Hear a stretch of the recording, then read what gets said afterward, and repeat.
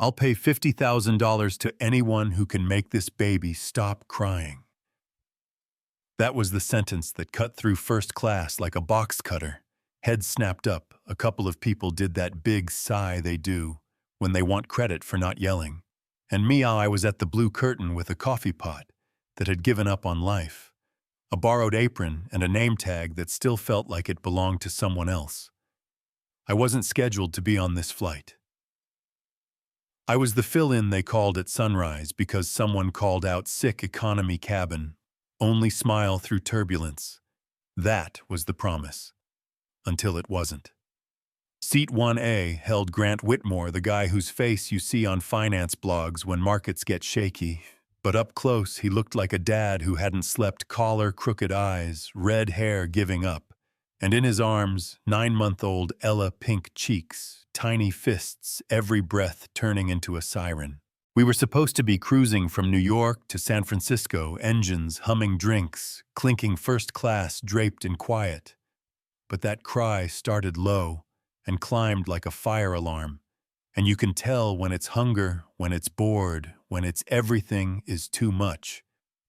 This was that last one, a tight high note that says, I can't regulate this alone.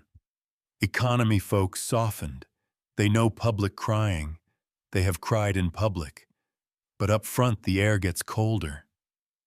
A woman in a white silk blazer pressed her headphones harder, like that would fix the world. A guy threw a blanket over his eyes like a cape and whispered unbelievable.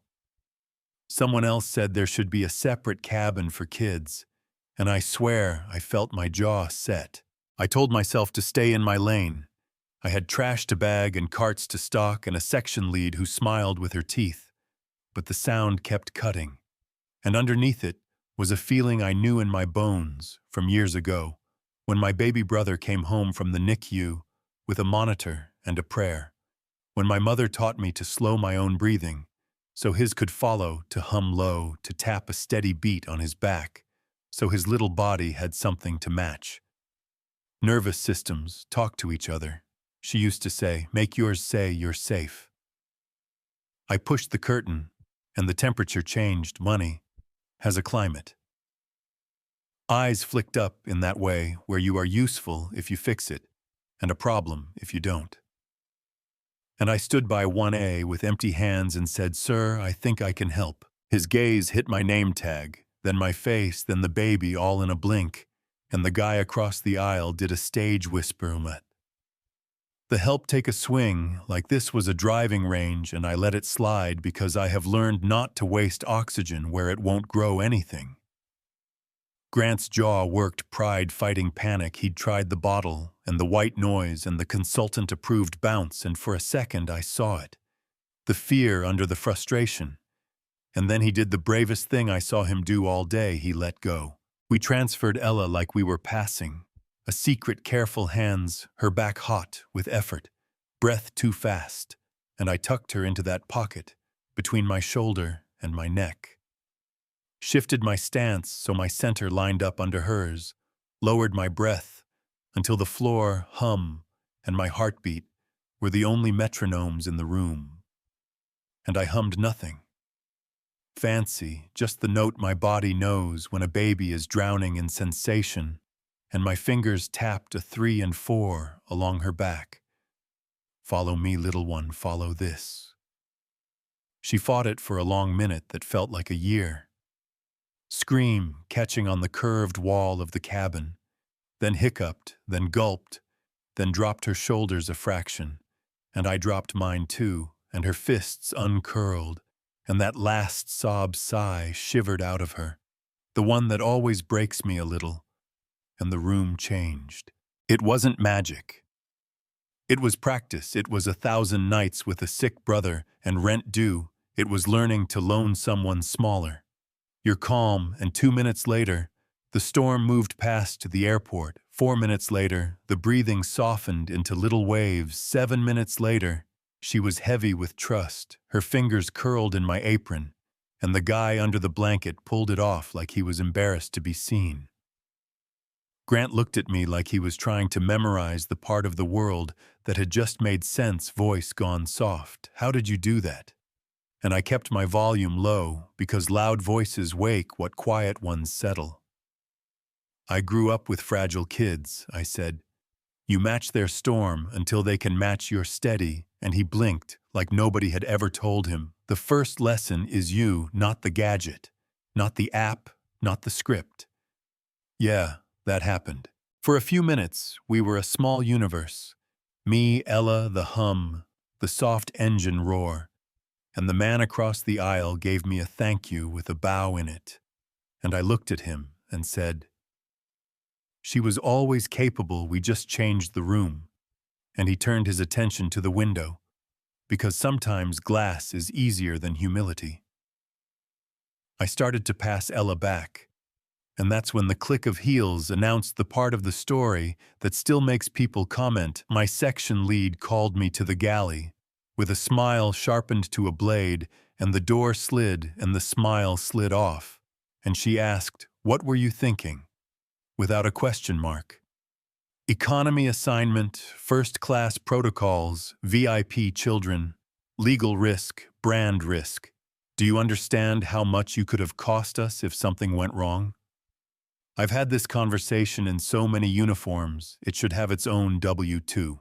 I said I was asked by the situation by the child not to be cute, to be true, and she let out a small laugh without joy, and reminded me that child has a legal team, and this airline has sponsors, and this cabin has rules, and that's when a voice came from the doorway, and not loud, just steady. If you're writing anyone up, put my name on it first. Grant wasn't performing a scene for the cabin. He was clear he held his sleeping daughter like it had always been possible. And he said, "She didn't overstep, she solved the problem. She protected my kid, and your customers and your brand and protocol should exist to protect people, not to punish the person who showed up when it mattered." My lead put the corporate smile back on like a light switch, promised we'd clarify things, and vanished with the energy of a person composing an email they might not send. We walked back to first class, and the air felt human again.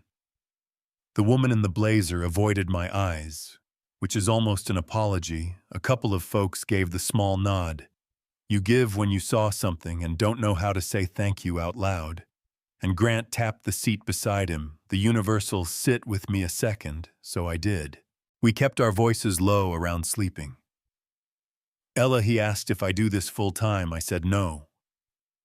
I waitress and I fill in, and 2 nights a week I take community college classes, because the bus is late and groceries are expensive and my brothers need me early. Childhood therapy is the dream, but dreams take money. And he nodded like a plan was unrolling in his head, and told me he runs a network of early development centers that focus on trauma-informed care and parent coaching, nervous system literacy in plain language work that meets people where they live. And he said they were building a pilot and needed someone who could do what I did and teach others paid fellowship tuition, covered relocation, if I wanted it, mentorship. And he looked me in the eye and said, "Not charity, investment." You know what I mean? Sometimes an offer feels like a setup. Sometimes it feels like a door you prayed for and forgot you prayed for, and I have a face I wear when good tries to walk in. My aunt calls it "Don't You Dare." And he must have seen it because he said, "Take a week, call the people who love you, I'll put it in writing." The plane started down, lights came up, the curtain looked like fabric again, not a wall. And when we landed, I did my job and didn't expect applause because I don't work for clapping. A week later, I walked into Harmony Child Development Center in San Jose, and the lobby smelled like orange slices and crayons. The walls were warm, the music soft. The front desk spelled my name right. And Grant was in the nursery, bouncing Ella like he'd learned something from that flight, besides optics. And when she saw me, she did that full body wiggle safe babies do, and reached. And I took her and thought she remembers, and I said it out loud. Babies remember safety even when they don't have words for it. And my first day, they sat me with a parent group, and a dad asked for a trick for bedtime, and a grandmother asked how to raise a child in a house where grief sits heavy in the hallway. And we practiced breathing, sitting in our chairs, which is harder than you think. And we practiced meeting the nervous system before the behavior switching from fixing to feeling, which is something I've done my whole life without a label. Real life stayed messy. The airline tweaked a policy without my name on it. The internet argued about whether men should fly with babies if they can't handle it, which tells you more about us than about one man, the guy who said, "Help took a swing, did not send flowers, and that's fine." But papers got signed, tuition got covered, a salary arrived that didn't insult me, and a door stayed open. Here's the twist people fight about in the comments, and I want you to because conversation is how we learn. I crossed the curtain without permission. Was I right? Did I set a bad precedent? Should comfort be king in a cabin that sells quiet? Should empathy outrank protocol when a child is in distress? Should the person with the uniform wait for clearance while a baby drowns in noise? And what do we do with the fact that the room believed him in 2 sentences and would have doubted me for 2 hours if he hadn't spoken? I don't need to be a hero in a cape. I am a worker who trusted what I know. That power can punish or protect, that rules without mercy become weapons, that sometimes the most radical thing you can do is be the calmest heartbeat in a loud room and let a smaller one match you, breath for breath. So tell me what you think. Tell me if I was right to cross that curtain or wrong to gamble with protocol. Tell me where you draw the line between rules and grace, between status and safety, between optics and humanity, and if you've ever been the one everybody in the room wanted to eject so their comfort could stay undisturbed, or the one who stepped in when it wasn't your job and did it anyway. Share that story. Drop a comment, argue with me, push back, add your receipts. Share this with someone who needs the reminder that expertise isn't always on a wall, and that the person you overlook might be the answer. And if this hit somewhere tender, subscribe, stick around. Tell me where you're watching from, because we tell true, messy human stories every week, and if you keep showing up, I will too.